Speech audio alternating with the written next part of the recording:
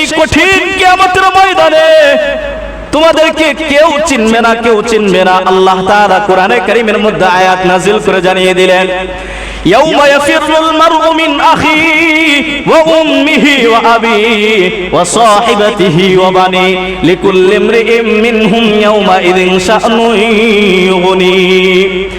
আপনি আমি এই দুনিয়ার মধ্যে সবচাইতে আপনি আমি আপনজন মনে করি আপনার আমার মা বাবাকে, আপনার আমার স্ত্রী সন্তানকে, আপনার আমার আত্মীয় স্বজনকে।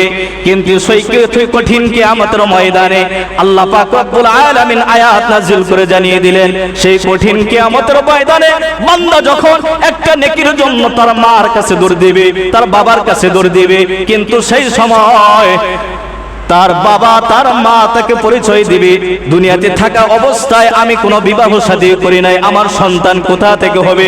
অতএব আল্লাহ পাক রব্বুল আলামিন এই আয়াতে কারিমা নাযিল করে জানিয়ে দিল, সেই কঠিন কিয়ামতের ময়দানটা অত্যন্ত ভয়ঙ্কর হবে, ভয়ঙ্কর হবে। সন্তান তার মাকে চিনবে না, বাবা তার সন্তানকে চিনবে না, স্ত্রী তার স্বামীকে চিনবে না।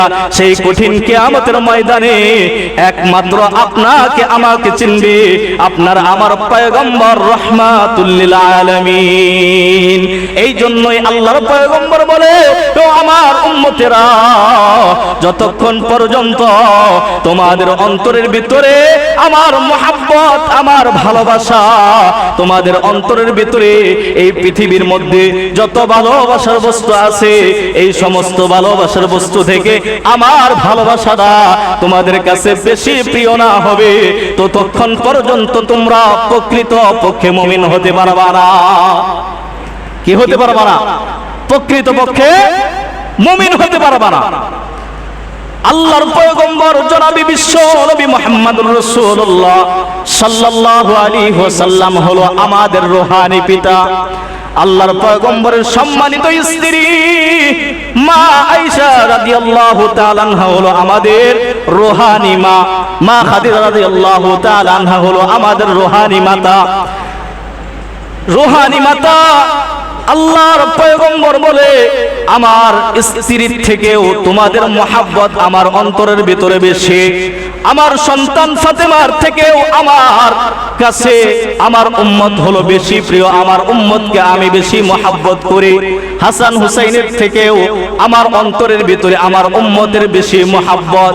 ও আমার উম্মতেরা, আমার যত ভালোবাসার বস্তু আছে, আমার যত আত্মীয় স্বজন আছে, সব থেকে আমার ভালোবাসার অধিক হলো আমার উম্মত।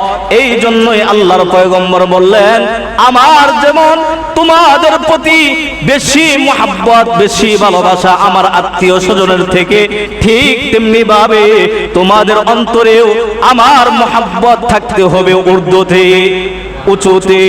কি থাকতে হবে? সবচেয়ে বেশি থাকতে হবে।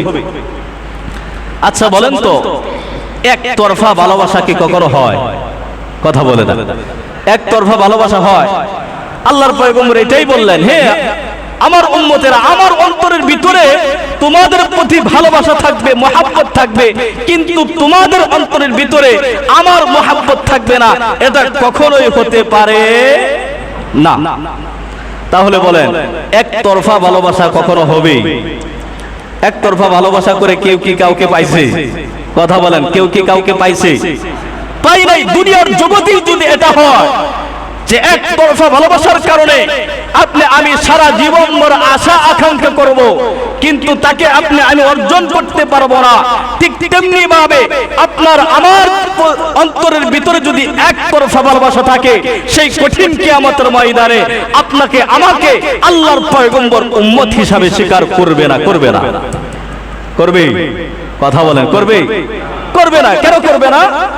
আল্লাহর পয়গম্বরের মহব্বত ছিল আপনার প্রতি, কিন্তু আপনার অন্তরের ভিতরে আল্লাহর পয়গম্বরের মহব্বত বিন্দু পরিমাণ ছিল না। কিভাবে আপনাকে আমাকে উম্মত হিসাবে পরিচয় দিবে? কিভাবে আপনাকে আমাকে উম্মত হিসাবে পরিচয় দিবে?